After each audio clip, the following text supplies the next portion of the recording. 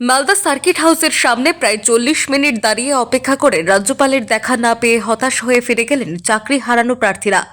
তাদের দাবি, যদি চাকরি ফিরিয়ে না দেওয়া হয় তাহলে তারা স্বেচ্ছায় মৃত্যুবরণ করবেন। সাক্ষাৎ না পেয়ে ক্ষুব্ধ চাকরি প্রার্থীরা লিখিত আবেদনপত্র ইংরেজবাজার থানার আইসির হাতে তুলে দেন, যাতে তাদের দাবি রাজ্যপালের কাছে পৌঁছায়। তারা জানান, যদি দ্রুত নিয়োগ প্রক্রিয়া শুরু না হয় তাহলে তারা আরও কঠোর আন্দোলনে নামবেন। এখন সম্ভব না, প্রসেসের মধ্যে দিয়ে ওনার কাছে যেতে হবে। প্রপার প্রসেস এখন আমরা জানি না, আমরা কোন প্রসেসে পড়লাম, আমাদের প্রপার প্রসেসটা কি ছিল কিছু বলেছিলেন না? না।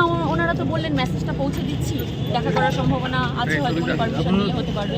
আমরা জানি না আদৌ তার কাছে মেসেজটা পৌঁছেছে কতটা না। আশা কেন, এটা আমাদের একটা অধিকারের পর্যায়েও পড়ে বলে মনে করি। আশার কোনো ব্যাপার নেই, অধিকার বলেই মনে করেছিলাম। কিন্তু প্রসেস সবই প্রসেসের আন্ডারে। আমাদের চলে যাওয়া, আমাদের থেকে যাওয়া, আমাদের দেখা করা না দেখা করা সবই প্রসেসের আন্ডারে। মালদা থেকে মাধব কুমার মণ্ডলের রিপোর্ট, টাইমলেস ডেপিকশন নিউজ।